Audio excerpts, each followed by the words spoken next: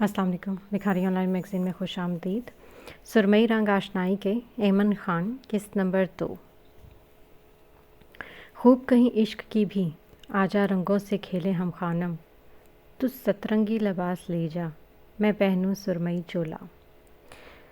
सुबह का सूरज आहिस्ता आहिस्ता एम्स्टरडैम पर फैल रहा था। वह हनूस बेंच पर बैठा हुआ गहरी सोच में गर्क था। फ़ोन हाथ में थामे वह बगौर किसी कुछ कब आने वाली कॉल के बारे में सोच रहा था। उसने गहरी सांस भरकर एक बार खुद में ढेर सारी हिम्मत जमा की। वो सालों से हर बार महीने में ये एक फ़ोन करने के लिए बहुत एहतियात काम लेता था। नंबर मिलाकर कॉल में लगे हुए ब्लूटूथ डिवाइस का बटन चलाकर वो दूसरी जानब से फ़ोन सुनने का मुंतज़र था। हेलो।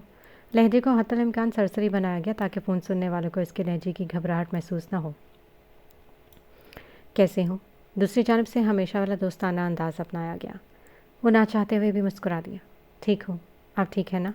आपकी बार वो चाहकर भी अपनी घबराहट छुपा नहीं पाया था। दूसरी जानब से उसे वाज़ेह महसूस हुआ था जैसे मुकाबिल के हॉर्न सरासा मुस्कुराए हों, कैद में डाला हुआ है और पूछते हो कि ठीक हो। बड़े वाज़ेह अल्फाज में तंज किया गया तो हबरू ने घबरा कर फ़ोन बंद कर दिया। पानी की बोतल हाथ में थाम कर वो तेज़ी से पार्क से बाहर निकला था। उसका रुख बेसन पैड स्ट्रीट में वाक़ई अपने घर की जानिब था। यूनिवर्सिटी के ग्राउंड में वो तन्हा किताबों के ढेर समेत बैठी हुई थी। यूँ मालूम हो रहा था कि अहलम असद आज की तारीख में ही किताबें चाट जाएगी।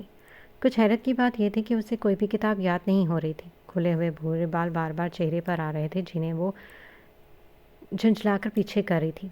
किताबें सामने खोले, कलम दांतों में के दरमियान फंसाए वह मुसलसल कुछ रटने में मसरूफ़ थी, मगर नदारत उसके कमज़ोर दिमाग में कुछ भी नहीं पड़ रहा था। क्या कर रही हो? ओज़ान ने हैरत से इसके मगर अंदाज को देखा तो उसने सर उठाकर ओज़ान की जानिब देखा। स्याह प्रोफेसर कोट में वो कमर पर हाथ टिकाए उसे ही देख रहा था, जिसके चेहरे पर एक लम्हे ज़माने भर की बेसारियत छाई हुई थी।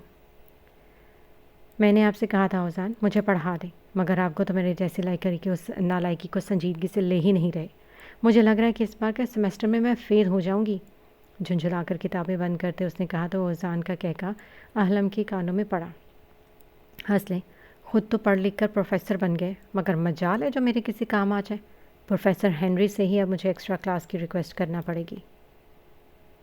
किताबें ऊपर नीचे समेटते उसने मुंह फैलाकर जाते हुए कहा तो ओज़ान ने सरहद से उसकी कलाई थामी। अहलम ने चौंक कर उसकी जानिब देखा। बीच मैदान में वो यूं उसकी कलाई थामे हुए था। उसने एक नज़र अपने इर्द गिर्द डाली जहाँ लोग इनकी जानिब ही मतवज्जो हो रहे थे। ओज़ान हाथ छोड़े, लोग देख रहे हैं। आलम ने आंखें दिखाते हुए उससे कहा तो ओज़ान ने गड़बड़ाकर इसकी कलाई छोड़ दी। आई एम सॉरी, मैं तुम्हें रोकना चाहता था बस। हाथ पिसामे बुलंद करके उसने माजरत की तो आलम सर झटक कर आगे चल दी। शाम को पढ़ने आ जाना, मैं फ़ारग ही हूँगा। दूर जाती हुए आलम को उसने तकरीबन चिल्लाकर मतला किया तो वो बिना पलटे चलती चली गई। ओज़ान अरबाज को ये लड़की हमेशा बहुत ख़ास लगती थी। उसके ख़ास लगने के पीछे वो पोशीदा वजह से वो खुद भी आशना नहीं था। वो बस चाहता था कि वो हमेशा आलम की मदद करे, क्योंकि आलम असद को हमेशा कोई ना कोई मदद दरकार रहती थी और ओज़ान अरबाज हमेशा उसकी मदद के लिए तैयार रहता था। शाम के साय फ़िज़ा में गहरे हुए थे वो स्कूल का होमवर्क करके बाहर सहन में आ गया। सहन खाली था। राहदारी में मुड़ते ही गरीब मतलूबा कमरे के सामने ठहरा था। दरवाज़ा नीमवा था। गौरैब ने हौले से दरवाज़ा खटखटाया और अचानक इजाज़त मिलते ही अंदर दाखिल हुआ। अहमद हाशमी एक तस्वीर के साथ मसरूफ़ नज़र आ रहे थे। उसे दरवाजे में खड़ा देखे वो मुबहम सा मुस्कुराए तो गरीब अंदर इनके करीब आ गया। दादा जान, बाबा की बनाई गई तस्वीर मुकम्मल हो गई क्या? तस्वीर के अधूरे रंगों को इश्तियाक से देखते उसने पूछा तो अहमद हाशमी ने तस्वीर का रुख उसकी जानिब कर दिया। देखो, बस अब इसके कुछ रंग बाकी हैं। जब मैं ये रंग मुकम्मल कर लूँगा तो तब मैं ऐसी अच्छी सी दुकान पर बेच आऊँगा। ब्रश तस्वीर में खुद एक खाके पर चलाते हुए उन्होंने कहा तो गौरेब ने माथे से गहरे बाल नमूदार होकर गायब हो गए। आप मेरे बाबा की बनाई गई तस्वीर को बेच आएंगे? आंखों में हैरत भरे सवाल उभरे तो अहमद हाशमी उसकी हसासियत पर यूं ही परेशान हो गए। तुम्हारे बाबा मुझसे बेहतर मुसव्विर थे बेटा। इनका काम इतना मुकम्मल है कि मुझे तस्वीर के बहुत सारे पैसे मिल जाएंगे और फिर मैं इन पैसों से आपकी फ़ीस अदा करूँगा और आपको नए कपड़े भी दिलवाऊँगा।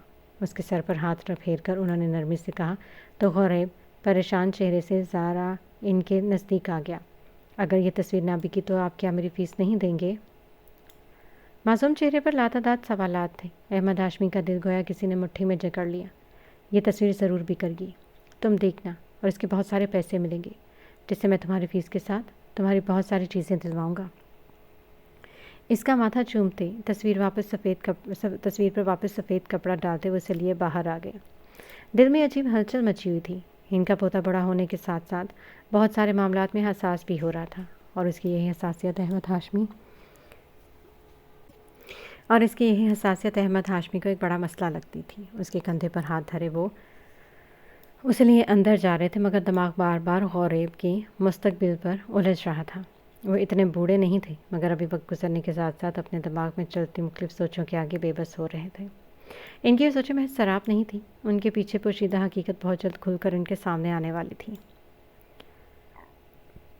हसन और शाइना की शादी को 2 माह होने को आए थे। इन 2 माह में शाइना अच्छे तरीके से जान चुकी थी कि हसन इंतहाई मुँह फट इंसान है। वो गुस्सा ज़्यादा देर तक दबा रखने का कायल नहीं था। छोटी छोटी बात पर गुस्सा करना वो जैसे अपना फ़र्ज़ समझता था। हसन की मौजूदगी में गुड़िया की ज़रा सी रोती हुई आवाज़ इसका पारा 7वें आसमान पर पहुंचा देती। शाम का वक्त था। हसन अभी तक दफ्तर से नहीं लौटा था। शाइना ने गुड़िया को दूध पिलाकर सुला दिया और ख़ुद बावर्ची खाने में हसन के खाने का एहतमाम करने लगी। उसे याद था कि शादी की पहली रात दूसरी शादी को लेकर उसके खदशात कैसे साबित हुए थे। हसन की नरम आवाज़, हक जताता मोहब्बत भरा अंदाज शाइना के सारे खदशात ख़त्म कर गया था, वरना बालाज की मौत के बाद जैसे वो किसी भी मर्द से कोई भी अच्छी उम्मीद नहीं वाबस्ता रख सकती थी। बावर्ची खाने में प्याज काटकर उसने देगची चूल्हे पर चढ़ाई थी, ताकि प्याज अच्छे से फ्राई हो जाए। वो हसन की पसंद की कढ़ाई बनाने का इरादा रखती थी। 2 दिन से हसन का मूड शाइना से खासा ख़राब था। शाइना इसकी पसंद का खाना बनाकर उसे मना लेना चाहती थी, इसलिए वो तेज़ी से हाथ चला रही थी। मुर्गी को भून कर दम लगाकर उसने एकदम नज़र अपने हुलिये पर डाली। वो 2 दिन से पहना गया लिबास अब खासा मलंगंजा हो गया था। वो चूल्हा आहिस्ता करके कमरे की जानिब बढ़ी। अलमारी खोलकर उसने अपने लिए खूबसूरत सा सुनहरा लिबास मुंतखब किया, जिसके साथ स्याह दुपट्टा और पजामा था। सुनहरी लंबी कमीज़ पर स्याह मोतियों से कढ़ाई की गई थी। दामन और गला बेहद खूबसूरत बना हुआ था। शाइना ने एक नज़र बिस्तर पर सोई हुई गुड़िया पर डाली और कपड़े लेकर वॉशरूम में शावर लेने की गर्ज से गई। 15 मिनट बाद जब वो बाहर निकली तो तरोताज़ा थी। सुनहरे और स्याह इम्तिजाज का वो सूट उसकी शादाबी रंगत पर खासा खिल रहा था। लंबे सुनहरी बालों को उसने कंघी से सुलझाया और चेहरे पर खूबसूरत मेकअप करके एक बार आईने में खड़े होकर अपना तनकीदी जायज़ा लेने लगी। वो बहुत खूबसूरत नज़र आ रही थी। एक बेटी के बाद भी वो खासी दुबली, पतली और खूबसूरत थी। सुनहरे बालों के साथ हल्की कांच सी भूरी आंखें, बेतहाशा निखरती गुलाबी रंगत उसे बहुत जाज़बी नज़र बनाती थी। वो खुश थी। वो अपनी सजावट और हुलिये से खासी मुतमईन थी। दरवाजे पर बजने वाली घंटी उसे अपनी खूबसूरती के सहर से बाहर लाई। होंठों पर लिपस्टिक ताज़ा करती हुई वो दरवाजे की जानिब बढ़ी थी। दरवाज़ा खोला तो सामने सफ़ेद बेदाग शर्ट को स्याह ड्रेस पैंट के साथ पहने टाई की नॉट ढीली करता हसन दिखाई दिया। शाइना का सजा संवरा रूप देखकर हसन वर्ताए हैरत में मुब्तला हुआ था। एक तो वो थी बहुत हसीन और ऊपर से इसका ये कातिल रूप। हसन पर खुमारी तारी हुई थी। वो अंदर दाखिल हुआ था। शाइना के सजे सवरे रूप को आंखों के ज़रिए दिल में उतारते उसने शाइना को बाहों में भरा था। शाइना इसके वालहाना पर बुरी तरह बौखलाई थी, मगर गुड़िया की रोती आवाज़ ने हसन का सारा नशा उड़न छू कर दिया था। पेशानी पर सिलवटों का जाल गहरा हुआ और वो गुस्से की ज़्यादती से बल खाता उस कमरे की जानिब बढ़ा जहाँ से गुड़िया के रोने की आवाज़ आ रही थी। गुस्से में उसने गुड़िया का गला दबाना शुरू किया तो शाइना के पैरों तले से ज़मीन से रख गई। वो लम्हे के 1000वें हिस्से में होश में आए, तेज़ी से हसन की जानिब लपकी। छोड़ो मेरी बेटी को, तुम वहशी इंसान हो। हसन के हाथ रोती हुई गुड़िया से दूर हटाते उसने चीख कर कहा और गुड़िया को सीने से लगाकर बाहर निकली। पीछे से वो गुस्से से पेचताब खाता रह गया। वो सुबह सुबह ही नारदान में वाक़ अपने 3 मंजिला दफ्तर पहुंचा था। नारदान एम्स्टर्डम का सबसे करीबी टाउन था, जहां पर हॉलैंड के बहुत सारे तारीखी मकामात वाक़ थे। नारदान अपने स्टार फोर्ट की वजह से सबसे ज़्यादा मशहूर था, जिनके नीचे गहरी खाई थी। इस खाई के ऊपर चारों जानब ऊंची किला बंद दीवारें थीं। इसके अलावा नारदान में मशहूर वेस्टिंग म्यूजियम भी वाक़ था, जो जंगलात से मुकम्मल घिरा हुआ था। इसके करीब एक नदी बहती थी, जहाँ का रास्ता कश्ती में बैठकर तय किया जाता था। पैनोरामा टाउन की एक इमारत के 3रे फ्लोर पर वो एक बहुत बड़ा पब्लिकेशन हाउस था। جہاں صبح کے وقت فاتح کا کام کیا کرتا تھا۔ شام میں وہ اپنے ابا کے اسٹور کو وقت دیا کرتا۔ آج جب وہ دفتر آیا اسے عجیب ہلچل سی محسوس ہو رہی تھی۔ معمول میں اس پبلیکیشن ہاؤس میں اس قسم کی ہلچل بہت کم دیکھنے کو ملتی ہے۔ یہاں کے لوگ پرسکون ماحول میں کام کرنا زیادہ پسند کرتے ہیں۔ بہت دنوں سے ایک کتاب کی چھپائی پر کام کیا جا رہا تھا۔ وہ کتاب کسی بہت ہی مشہور لکھاری کی تھی۔ فاتح کو نہ جانے کیوں وہ کتاب پڑھنے میں دلچسپی پیدا ہوئی، اس لیے وہ گزشتہ کافی دنوں سے شفاف کاغذات پر عام سے لکھائی میں لکھی گئی اس تحریر کو پڑھ رہا تھا۔ ہلچل ہنوز موجود تھی۔ الیگزینڈر، اس نے باس کے کمرے میں کام کرنے والے خاص بندے کو آواز دے کر بلایا تھا۔ الیگزینڈر فاتح کی پکار پر فوری سے پیشتر اس کی جانب لپکا۔ وہ بھورے بالوں اور ہری آنکھوں والا ایک کم عمر امریکن تھا جو ہر کام بڑی ہی پھرتی سے کیا کرتا تھا۔ جی سر۔ الیگزینڈر کے لہجے میں فاتح کے لیے احترام تھا۔ یہ سب کیا ہو رہا ہے؟ اس نے ایک نظر ماحول پر ڈالتے پوچھا تو الیگزینڈر مسکراہٹ لبوں میں دبا کر رہ گیا۔ مجھ سے مسکراہٹ مت چھپاؤ ورنہ ایلی سے تمہارے افیئر کا بھانڈا پورے دفتر میں پھوڑ دوں گا۔ اسے خشمگین نظروں سے گھورتے ہوئے فاتح نے کہا تو الیگزینڈر بوکھلاہٹ سے گڑبڑا گیا۔ کیا کہہ رہے ہو تم؟ کون سا افیئر؟ میرا تو ایسا کوئی افیئر نہیں ہے۔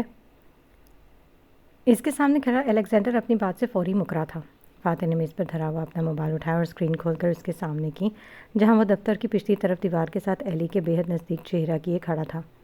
اب بتاؤ گے یا یہ وائرل کر دوں میں؟ بھویں اچکا کر اس کی جانب دیکھتا وہ الیگزینڈر پال کی جان نکال گیا تھا۔ وہ ایم ڈی کی بیٹی آ رہی ہے، آج سے وہی یہ پبلیکیشن ہاؤس سنبھالے گی۔ وہ اپنی بات کہہ کر فاتح کے کیبن سے بھاگا تھا۔ وہ بعد فاتح پھر سے اسے کسی معاملے میں بلیک میل کرنے لگے۔ فاتح کا دماغ مسلسل ایم ڈی کی بیٹی پر اٹکا ہوا تھا۔ بے ساختہ اپنی تازہ ترین ٹوٹنے والی منگنی آنکھوں کے سامنے گھومی تو اس کی آنکھیں چمک اٹھی۔ ہائے، میری شادی کے ارمان امڑ ڈمڑ کر باہر آ رہے۔ چلو ایم ڈی کی بیٹی، اللہ کرے تم پیاری ہو، پھر میں تمہیں پٹانے کی کوئی ترکیب لگا ہی لوں گا۔ لیپ ٹاپ پر کھلی ہوئی فائل کو پرنٹنگ ڈپارٹمنٹ بھیجتے ہوئے اس نے خود سے کہا تھا۔ ہونٹوں پر شاطرانہ مسکراہٹ تھی جبکہ دل نئی شکار کی آمد پر بدیوں اچھل رہا تھا۔ اس سے پہلے کہ وہ مزید کچھ سوچتا، فاتح کے کیبن کے سامنے والی لفٹ کا دروازہ کھولا اور اندر سے ایک حسین دوشیزہ باہر آئی تھی۔ کم از کم فاتح کو تو وہ لڑکی کوئی دوشیزہ ہی لگی تھی۔ 5 فٹ 7 انچ کی وہ لڑکی سیاہ اسٹریٹ پینٹ پہنے ہوئے تھی جس کے اوپر وہ ہلکے کریم کلر کی مردانہ ڈریس شرٹ میں ملبوس تھی جسے اس نے طریقے سے سیاہ پینٹ میں سیٹ کیا ہوا تھا۔ کندھوں تک آتے سیاہ سلکی بالوں کو اونچی پونی میں باندھ رکھا تھا۔ کندمی چہرے پر متاثر کن خوبصورت نقوش تھے جن کو سلیقے سے کیے گئے میک اپ سے سنوارا گیا تھا۔ ہونٹوں پر گہرے براؤن رنگ کی لپسٹک تھی۔ سیاہ اونچی ہیڑی والے جوتوں میں اپنے پیروں کو قید کیے وہ کندھے پر کوٹ ڈالے کسی سے فون پر بات کرتی ہوئی فلور میں داخل ہوئی تھی۔ لہجے اور چال میں ایسا اعتماد چھلک رہا تھا کہ پوری پینوراما ٹاؤن کی یہ منزل اس لمحے صرف ایک ہی ہستی کے سحر میں گرفتار دکھائی دے رہی تھی، اور وہ ہستی کوئی اور نہیں بلکہ بخاری پبلیکیشنز کی بیٹی تھی، باریکہ بخاری تھی۔ فلور پر داخل ہوتے ہی اس نے فون بند کر کے ہاتھ میں تھاما اور ایک تائرانہ نگاہ پورے فلور پر ڈالی جہاں لاتعداد شیشے کے کیبن تھے جن کے پیچھے بیٹھے لوگ اپنے اپنے کام میں بری طرح مگن تھے۔ وہ ایک نظر ان پر ڈال کر اپنے دفتر میں چلی گئی جبکہ کافی دیر تک اس کی آمد کا سحر وہاں پر موجود لوگوں پر طاری رہا۔ دروازہ بند ہونے پر تمام احباب ہوش کی دنیا میں واپس آئے تھے۔ فاتح سر جھٹک کر کام میں لگ گیا مگر اسے اپنا مشن جلد از جلد شروع کرنا تھا۔ نیشنل ڈیلز کے لیے وہ آج جلدی گھر چلی گئی تھی ورنہ وہ اکثر نہ کرتے بھی تاخیر کا شکار ہو جاتی۔ نیوی بلو گھٹنوں تک آتی خوبصورت ڈریس میں اپنے گولڈن کرلی بال کھولے ہوئے نیلی آنکھوں پر حسب معمول مسکارا اور لائنرز لگائے ہونٹوں کو ہلکی پیچ لپسٹک سے رنگے وہ ہمیشہ کی طرح بے حد حسین لگ رہی تھی۔ وہ ایسی ہی تھی، ذرا سا بھی تیار ہوتی تو بے تحاشا غضب ڈھاتی۔ شولڈر پہ کندھے پر ڈالے وہ سب وے اسٹیشن پر پہنچی تھی جہاں سے ایک سب وے نیشنل ڈیلیز شاپ پر جاتی تھی۔ سب وے میں سوار ہو کر بھی دل کچھ مطمئن نہیں ہو رہا تھا۔ گزشتہ رات سے اس کی یہی کیفیت تھی، وہ بے چین تھی۔ آج شام کو ایچ اے کی پینٹنگ کا ایمسٹرڈیم کے آخری فٹ پاتھ پر ڈسپلے تھا اور وہ ابھی تک اتنے پیسے جمع نہیں کر پائی تھی کہ اس کی پینٹنگ خرید تھی۔ وہ آج چیف ایڈیٹر پارکر سے ایڈوانس سیلری کا مطالبہ کرنے والی تھی۔ دل میں امید کی ننھی سی لو جگمگائی تو وہ پرسکون ہو کر بیٹھ گئی۔ آدھے گھنٹے میں وہ نیشنل ڈیلیز اسٹاپ پر اتر کر دفتر کی جانب بڑھ گئی تھی۔ وہ آج اپنے مطلوبہ وقت سے 20 منٹ پہلے پہنچی تھی۔ وجود میں عجیب سی سرساری پھیلی ہوئی تھی۔ وقت سے پہلے کا آنے کا احساس ہی وبیسا ایلسن کے لیے کچھ نیا اور انوکھا تھا۔ چہرے پر پیشہ ورانہ مسکراہٹ سجا کر وہ کام میں لگ گئی۔ خبروں کا ایک ڈھیر تھا جو اس کی توجہ کا منتظر تھا۔ وہ بری طرح اس کام میں مگن ہوئی کہ دفتر میں داخل ہوتے پارکر کی آمد سے بھی انجار رہ گئے۔ وبیسا، پارکر آ گئے ہیں۔ ساتھی ورکر کے بتانے پر وہ چونک گئی۔ عجیب حیرت تھی، پارکر اس کے سامنے آئے اور اسے پتہ ہی نہیں چلا۔ اپنے آگے پھیلے ہوئے کاغذات سمیٹ کر وہ پارکر کے دفتر میں پہنچی تھی۔ دروازے پر ہلکی سی دستک دیکھ کر اس نے اندر سے اجازت ملنے کا انتظار کیا۔ کچھ ہی دیر میں جب پارکر کی آواز میں اسے اندر آنے کی اجازت مل گئی تو وہ اپنا دل سنبھالتی ہوئی اندر داخل ہوئی۔ Hello mister Parker. اس نے چہرے پر رسمی مسکراہٹ سجا کر پارکر کے سامنے ہاتھ کیا تو پارکر نے ویسی ہی مسکراہٹ سے اس کا بڑا ہوا ہاتھ تھام لیا۔ آج تو آپ نے مجھے حیران کر دیا مس ایلسن، آج تو آپ مجھ سے پہلے بھی آئی ہوئی تھیں۔ گلے میں پہنی ہوئی اینک اور ناک پر چڑھاتے پارکر نے وبیسا کے دیر سے آنے پر اچھا خاصا طنز کیا تو وہ صبر کے گھونٹ بھر کر رہ گئی۔ اب سے جلدی آیا کروں گی مسٹر پارکر۔ اس کے سامنے والی کرسی پر ٹکتے اس نے تابعداری سے کہا تھا، مگر دل تو اس کا پارکر کو کھری کھری سنانے کو چاہ رہا تھا۔ مجھے آپ سے بات کرنی ہے۔ کچھ دیر لفظوں کے جوڑ توڑ کرنے کے بعد وہ پورا اعتماد انداز میں بولی۔ میں ہمتاً گوش ہوں مس ایلسن۔ ہاتھ تھوڑی طرح جما کر وہ مکمل طور پر اس کی جانب متوجہ تھے۔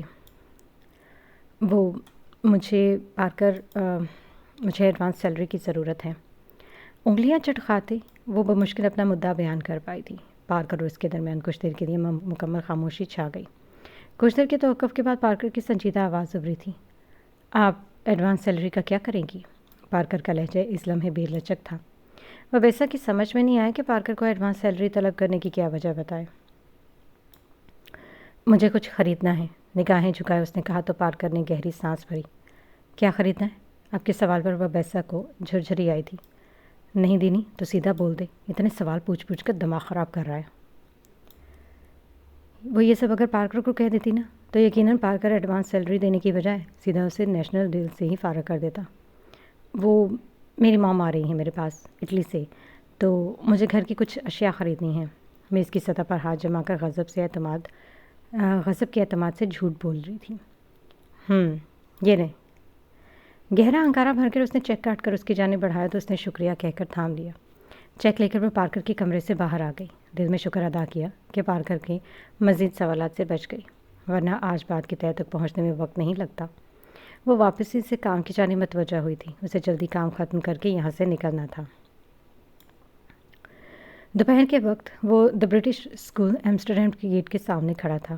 آف وائٹ سویٹ شرٹ کو بلو جینس کے ساتھ پہنے، آنکھوں پر بھوری گاگلز چڑھائے وہ گاڑی سے ٹیک لگائے کھڑا تھا۔ اینس کا منتظر تھا۔ اسکول کی چھٹی ہو چکی تھی۔ موسم آج کو عجیب سی اٹکیلیاں کر رہا تھا۔ کبھی دھوپ اپنے جوہر دکھاتی تو کبھی چاؤں اس دھوپ کو اپنے پروں سے ڈھانپ لیتی۔ اسکول کے گیٹ سے بچے باہر آ رہے تھے۔ ننھے بچے کندھوں پر بیگ ڈالے چھٹی کے وقت خاصے خوش نظر آ رہے تھے۔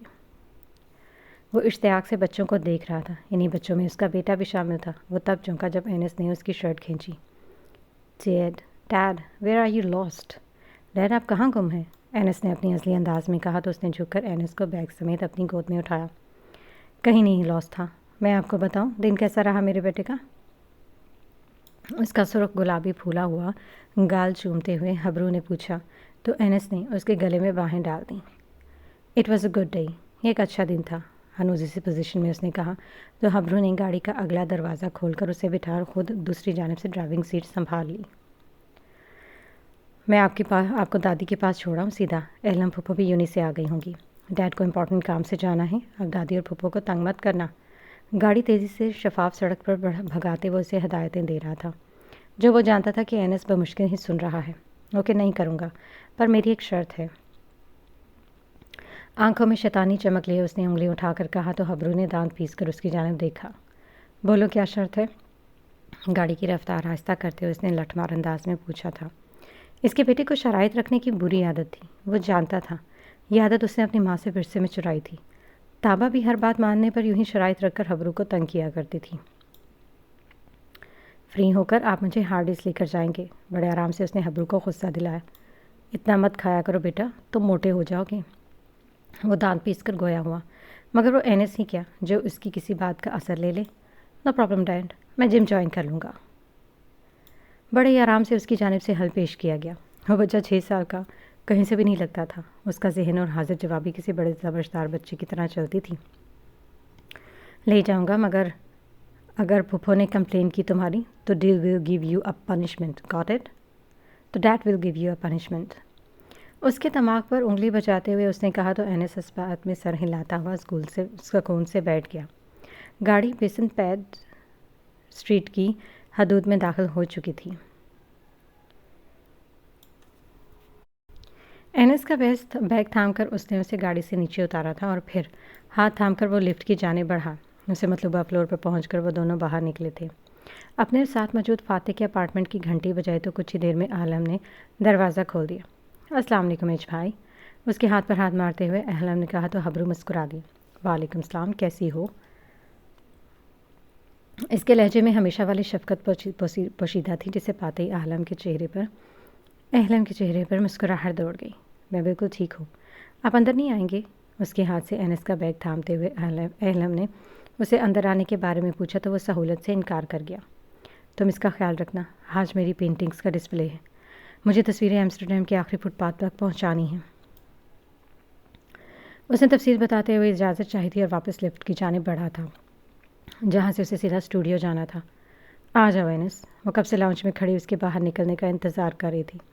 اینس واش روم میں منہ دھونے کی غرض سے پچھلے 10 منٹ سے غائب تھا اور احلم لاؤنج میں کھڑی مسلسل اس کی حرکتوں پر پیچ و تاب کھا رہی تھی۔ بہت بھوک لگی ہے، پیٹ پر ہاتھ رکھے وہ واش روم سے باہر نکلا۔ احلم نے بس ایک نظر اس کی جانب دیکھا اور پھر کچن میں غائب ہوئی تھی۔ طاہرہ بیگم نماز پڑھنے جانے سے پہلے کھانا بنا کر گئی تھی۔ احلم کو اب اینس کے لیے کھانا نکالنا تھا۔ ایمسٹرڈیم پہ جب شام اپنے پر پھیلاتی تو منظر ہی الگ ہوتا۔ سورج غروب ہونے کو آتا تو آدھا آسمان نارنجی کر دیتا۔ نارنجی آسمان پر سفید بادل سرمئی معلوم ہوتے تھے جن کا درمیانی فاصلہ چھٹا ہوا ہوتا اور آسمان کا رنگ اپنا سایہ بادلوں کے اوپر کیے ان کے رنگ کو بھی اپنے رنگ میں رنگ لیتا۔ فٹ پاتھ پر وہ کل ملا کر 4 تصویریں تھیں جو درختوں کے ساتھ لٹکائی گئی تھیں۔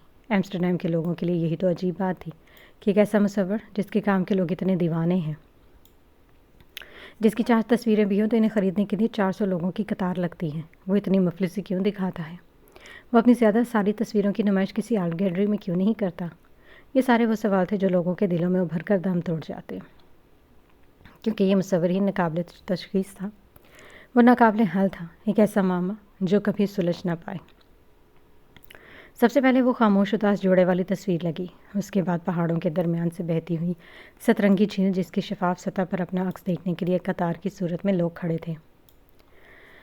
تصویر میں سترنگی رنگوں والی جھیل کے دونوں جانب پانی میں لوگوں کے عکس دکھائی دے رہے تھے جو کہ قدرتی سترنگی جھیل کے رنگ کے باعث سترنگی ہی تھی۔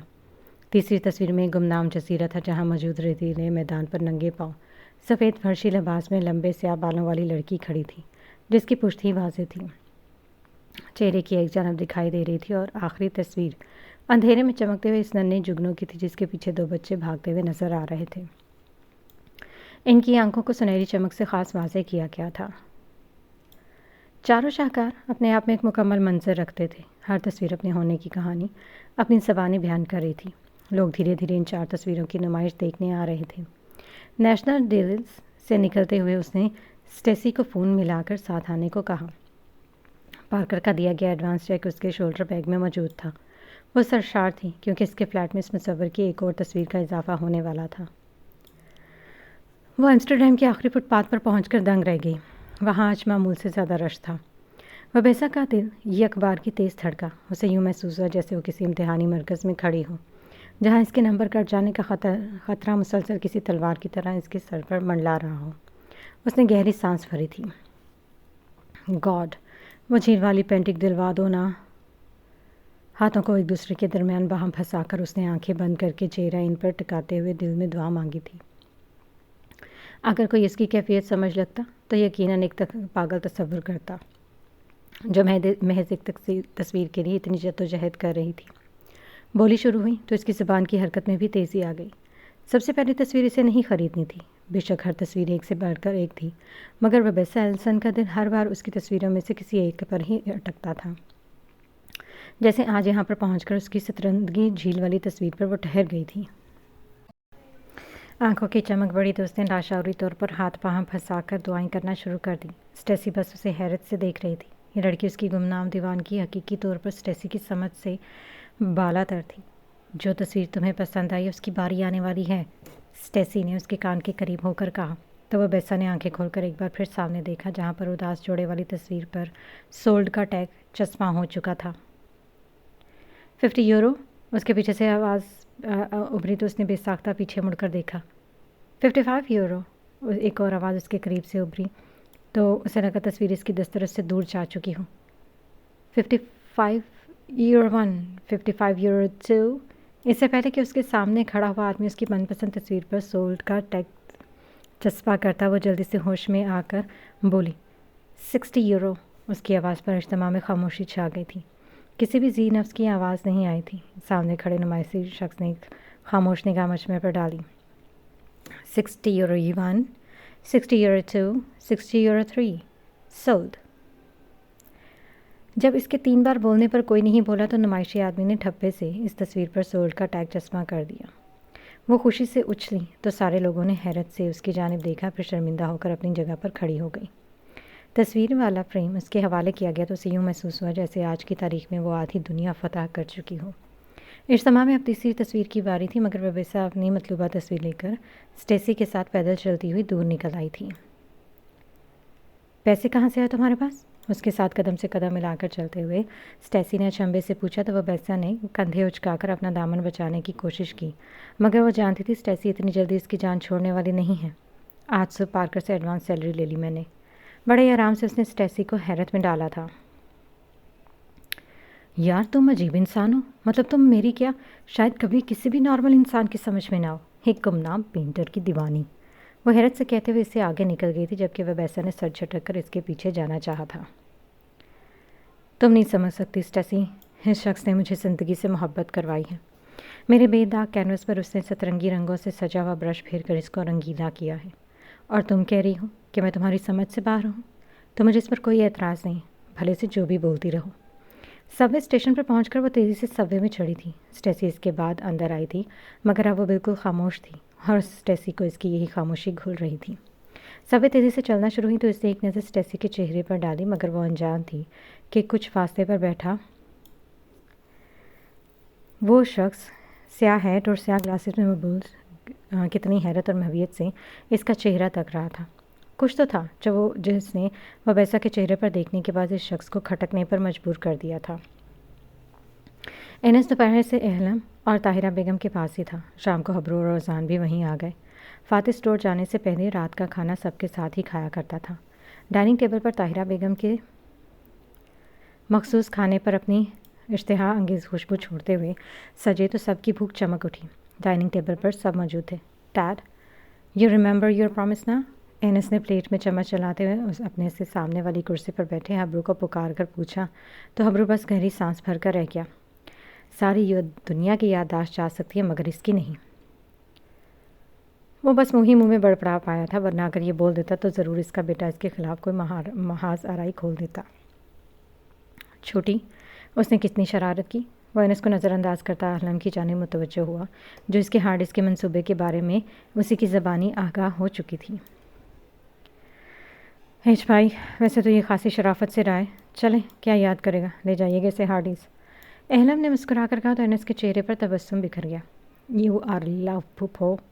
انس اس کے قریب ہوا اور چٹا چٹ احلام کے گال کا بوسہ لے کر واپس اپنی کرسی پر بیٹھ گیا۔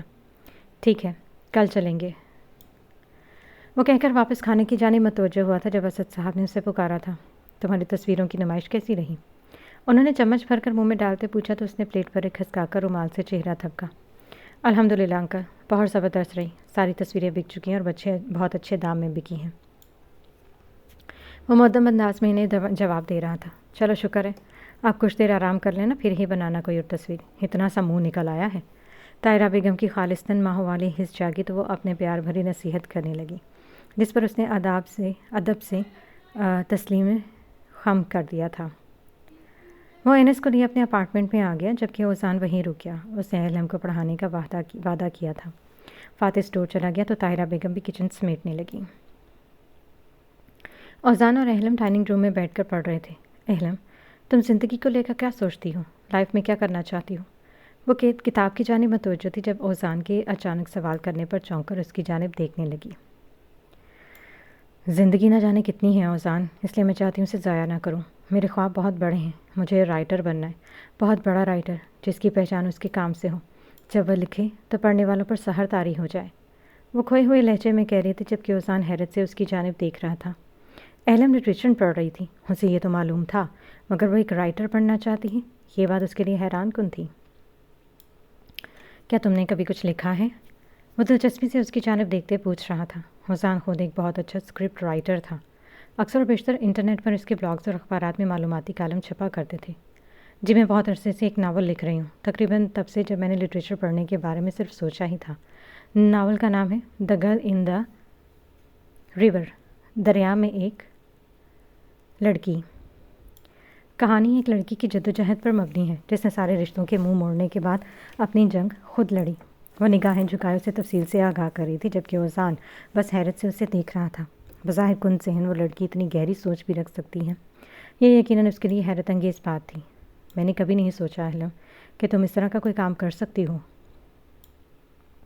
वो अजहद हैरान होते हुए कह रहा था जबकि अहलम बस मुस्कुरा रही थी।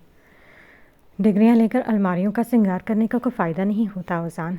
असल डिग्री तो वही है जो आपको आपके ख्वाबों से रोशनास करा दे, जिसके पीछे आपकी खुदा आगाही पोशीदा हो, जिसको हासिल करने के बाद लगे कि आपने दुनिया तस्खीर करके उससे मिलने वाले ख़जाना अपने पहलू में कहीं दफना लिया है, जिसे आप तब निकाल कर इस्तेमाल करेंगी जब जब आपको अपने हुनर को कारबंद करने की ज़रूरत महसूस होगी।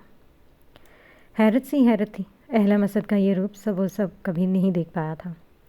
तुम ये टॉपिक अच्छे से तैयार कर लेना, मैं चलता हूँ, उसे हदायत देते हुए वो सोफे से उठकर खड़ा हुआ तो अहलम ने सरस बात में हिलाया।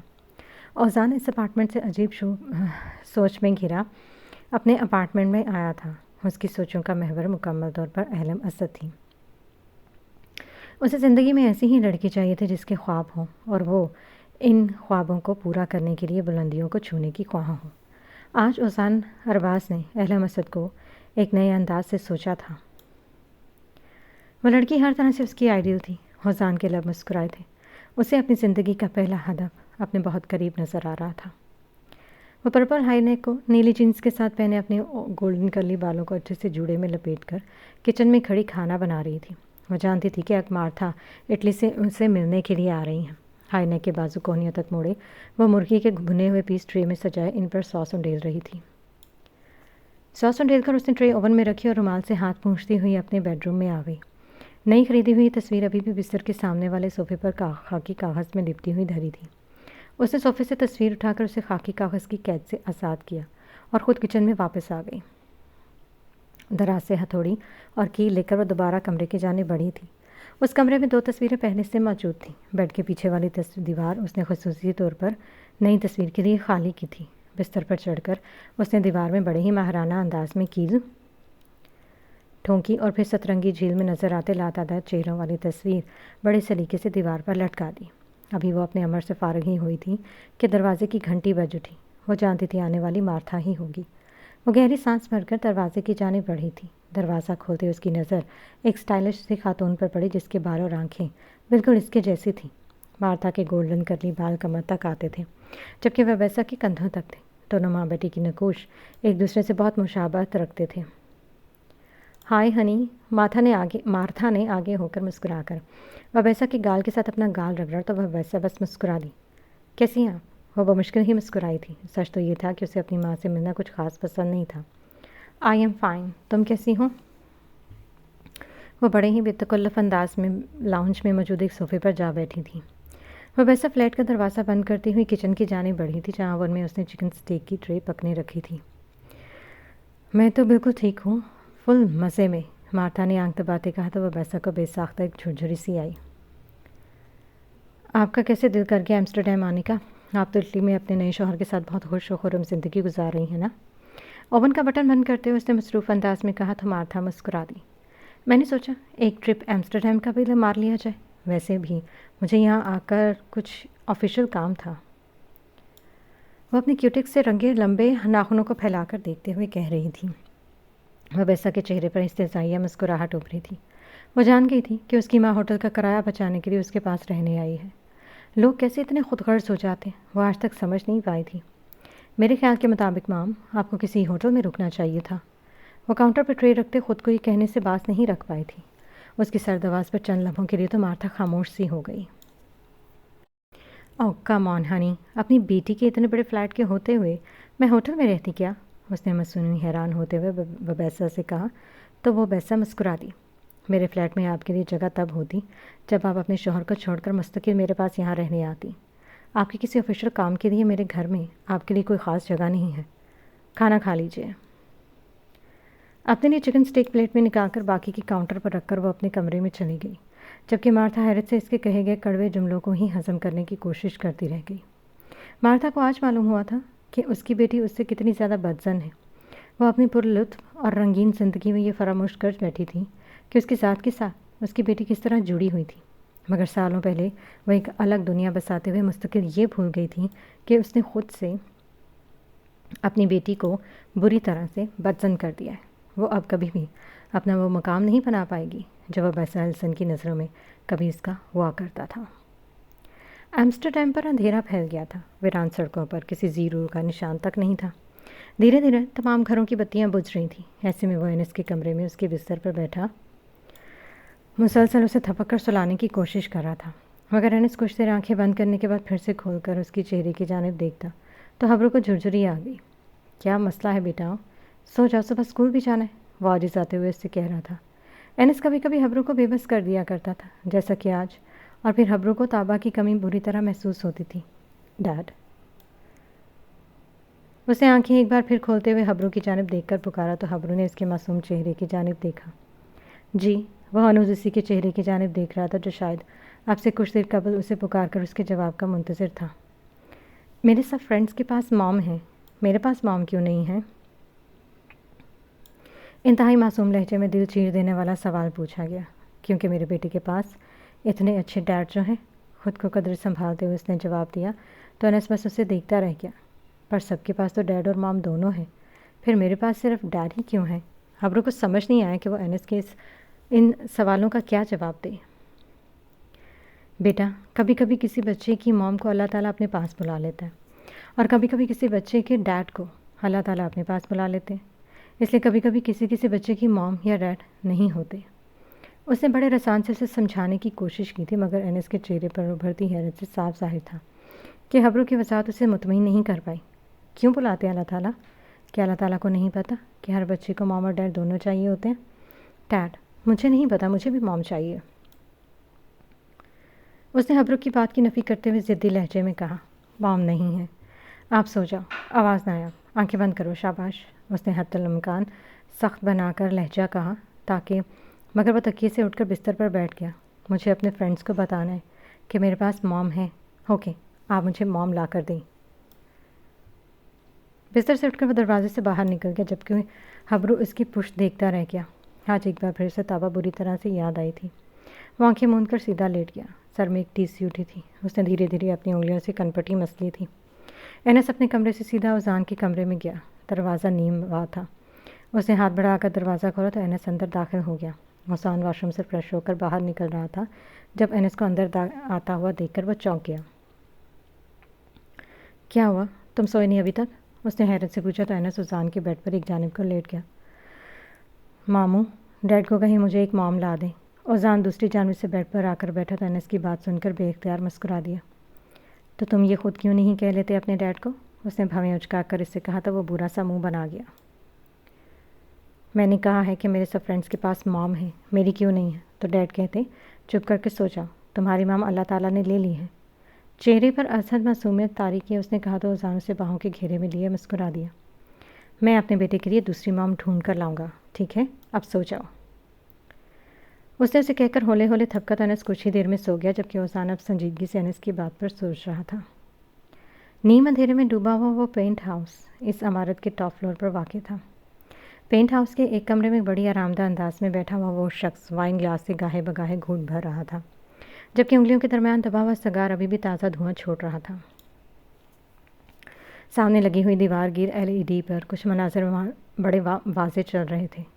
اس شخص کی نگاہیں مناظر پر تھی، وہ بلڈنگ کے گراؤنڈ فلور کا ایک کوریڈور تھا جس میں فلیٹ نمبر 101 کا بند دروازہ دکھائی دے رہا تھا۔ نیم پلیٹ خالی تھی، اس پر کوئی نام دکھائی نہیں دیا تھا۔ قریب بڑے ہوئے لینڈ لائن فون سے ریسیور اٹھا کر اس نے دوبارہ ایک ہی نمبر ملایا تو دوسری جانب سے کچھ ہی دیر میں فون اٹھا لیا گیا۔ اس لڑکی پر نظر رکھو، وہی ہمیں اصل مدعی تک لے کر جائے گی۔ اس کی شکل میں بھول نہیں سکتا، باقی اس کا پیچھا کرنے سے حقیقت معلوم ہو جائے گی۔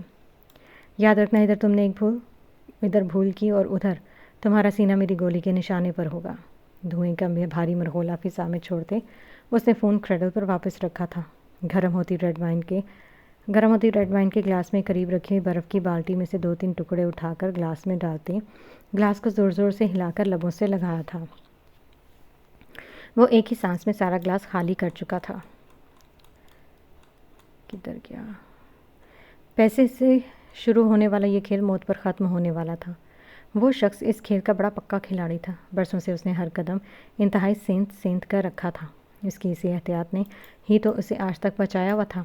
دروازے کی کھٹ پہ گئی پر وہ قدرے سنبھل کر بیٹھا تھا۔ چند لمحوں بعد دروازہ دھیرے سے کھلا اور وہ شب خوابی کے لباس میں اندر داخل ہوئی۔ بخاری اسے دیکھ کر چونکے تھے۔ کیا بات ہے باری، تم سوئی نہیں ابھی تک؟ ختم ہوتا سگار ایشٹرے میں مسلتے ہوئے انہوں نے اس سے پوچھا، جو آرام دہ کرسی کے بازو پر ان کے گلے میں باہیں ڈال کر بیٹھ گئی تھی۔ بابا، میں سوچ رہی تھی کہ آپ اتنے دنوں بعد آئے ہیں تو کچھ نیا کیا جائے۔ ان کے گلے میں باہیں ہنوز ڈالے وہ گویا ہوئی تو بخاری کے چہرے پر مسرت کھل گئی۔ مثلاً میری بیٹی کیا نیا کرنا چاہتی ہیں؟ وہ بھویں اچکاتے اس سے پوچھ رہے تھے، جس کا چہرہ اس لمحے پرسوچ دکھائی دے رہا تھا۔ بابا، اپنی لائف کا پہلا ایڈونچر میں کر چکی ہوں، یعنی کہ آپ کے پبلیکیشن ہاؤس کی MD کی سیٹ لے کر۔ اب مجھے کچھ اور ایکسپلور کرنا ہے، کچھ بہت ہی نیا اور انوکھا سا۔ اس کے انداز پر بخاری کو بے اختیار ہنسی آئی تھی۔ ان کی بیٹی ایسی ہی تھی، ہر لمحہ کچھ کرنے اور سوچنے والی۔ تو میری جان، MD کی سیٹ پر تمہیں اس لیے بٹھایا ہے کہ پبلیکیشن ہاؤس کو چلاؤ اپنے انداز سے، اپنے مطابق، نئے طریقوں سے۔ سمجھ لو کہ یہ تمہیں میرا چیلنج ہے کہ تم اس کو کس طرح پبلیکیشن ہاؤس کو آسمان کی بلندیوں پر پہنچاتی ہو۔ یہ ایمسٹرڈیم کا نہیں بلکہ تمہارے پورے نیدرلینڈ کا ٹاپ پبلیکیشن ہاؤس ہونا چاہیے۔ وہ اس کی جانب دیکھتے کہہ رہے تھے، جبکہ باریکا کے چہرے پر چمکتے ہوئے جوش کو وہ بہت پہلے ہی بھانپ چکے تھے۔ انہیں اپنی بیٹی کو مصروف رکھنا تھا، اتنا مصروف کہ اس کا دھیان ان کی حرکات و سکنات سے مکمل طور پر ہٹ جائے۔ آل رائٹ بابا، میں پوری کوشش کرتی ہوں، چلتی ہوں، گڈ نائٹ۔ ان کا گال چومتے ہوئے وہ آرام دہ کرسی کے بازو سے اٹھ کر باہر نکل گئی تھی، جبکہ بخاری ایک بار پھر سے پرسوچ ہوئے تھے۔ زندگی عجیب سی ڈگر پر چل رہی تھی، جس کا کوئی بھی سرا فی الحال ان کے ہاتھ میں نہیں آ رہا تھا۔ صبح کا سورج انتہائی دلفریب انداز میں ایمسٹرڈیم پر اترا تھا۔ جنوری کے وسط میں سردی ہمیشہ ہی بڑھ جایا کرتی تھی۔ ایسے میں جب ایمسٹرڈیم پر سورج نکلتا تو گویا لوگوں کے لیے عید کا سا سما ہو جاتا۔ مارتھا اپنے کمرے میں سو رہی تھی۔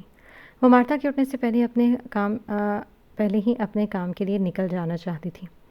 سفید ویسٹ شرٹ کو بلیو نیرو جینز کے ساتھ پہنے اوپر جینز کی جیکٹ پہن کر وہ خاصی خوبصورت لگ رہی تھی۔ گولڈن کرلی بال آج فرینچ چٹیا میں اچھے سے بندھے ہوئے تھے۔ ہونٹوں پر قدرتی ہلکے رنگ کی لپسٹک لگائے وہ کافی سے زیادہ جاذبے نظر آ رہی تھی۔ پیروں کو سفید سنیکرز میں قید کیا وہ اپنا شولڈر بیگ اور اوور کوٹ پہنے بنا ناشتہ کیے گھر سے باہر نکلی تھی۔ صبح ایمسٹرڈیم کی سڑکوں پر کام کرنے کے لیے آنے جانے والوں کا اچھا خاصا رش ہوتا تھا۔ آج وہ سب وے سے نہیں جا رہی تھی، اسے آج دی برٹش اسکول جانا تھا۔ نیشنل ڈیلز اسکولوں پر ایک سروے کروا رہا تھا۔ چونکہ وہ بیسک سروے پر تبصرہ لکھنا تھا، اسی وجہ سے خود آج دی برٹش اسکول جا رہی تھی۔ اس نے اپنے لیے ایک کیب بک کروائی تھی۔ چونکہ اس کے آج نہیں جانے کا خرچہ نیشنل ڈیلز کو اٹھانا، اس لیے وہ خاصی مطمئن تھی۔ اس نے سب وے میں جانے کی بجائے آرام دہ سفر کو زیادہ ترجیح دی۔ تقریباً آدھے گھنٹے کے بعد وہ دی برٹش اسکول ایمسٹرڈیم کے باہر کھڑی تھی۔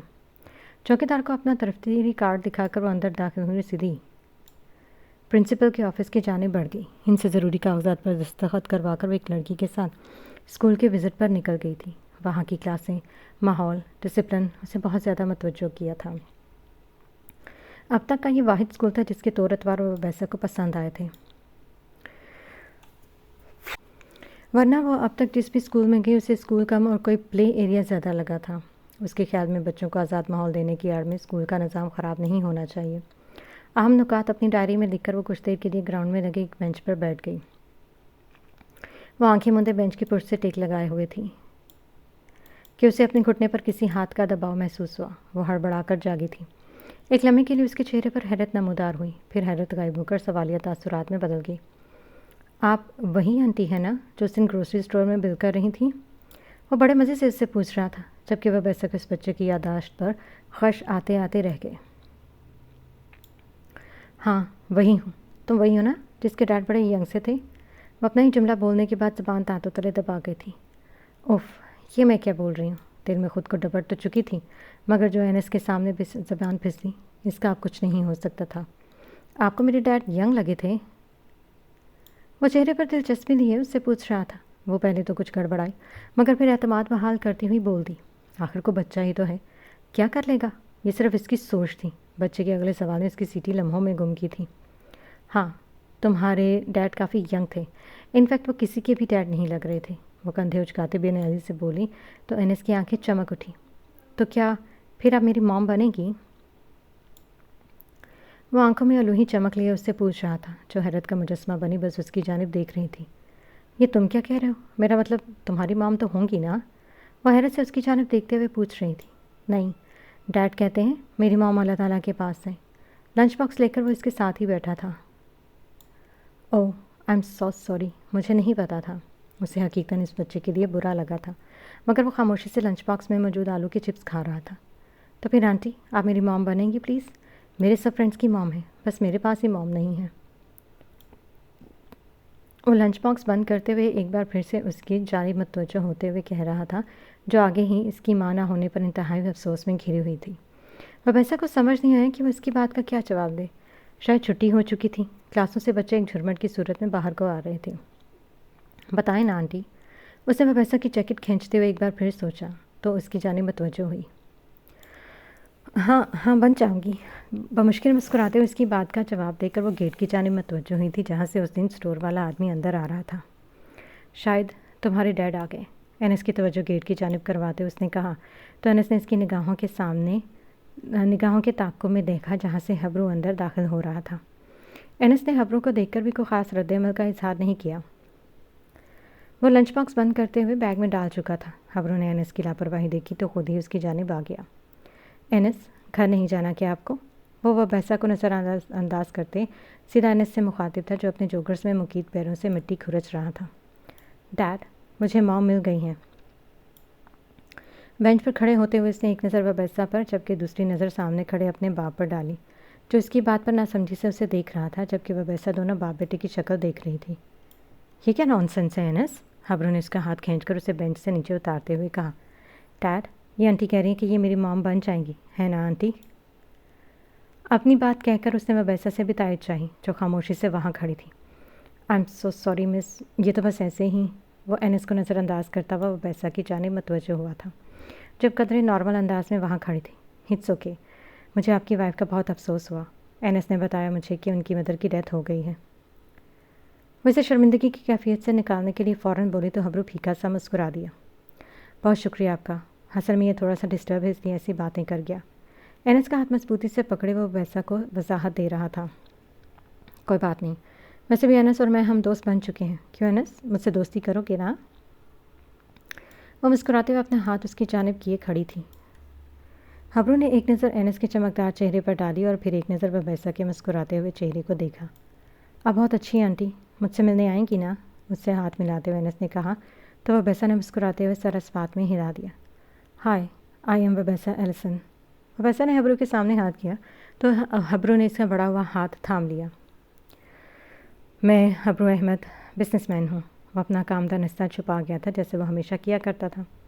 آپ سے مل کر خوشی ہوئی مسٹر ہبرو، وبیسا نے مسکراتے ہوئے کہا تو وہ بھی مروتاً مسکرا دیا۔ چلے انس۔ ہبرو اب انس کی جانب متوجہ ہوا تھا، جو مسکرا رہا تھا۔ Yes dad, let's go, bye aunty, میں ضرور ملنے آؤں گا آپ سے۔ دور جاتے ہوئے اس نے چلا کر کہا تو وبیسا نے بھی مسکرا کر اسے ہاتھ ہلا دیا۔ دیکھتے ہی دیکھتے وہ دونوں نظروں سے اوجھل ہو گئے تھے۔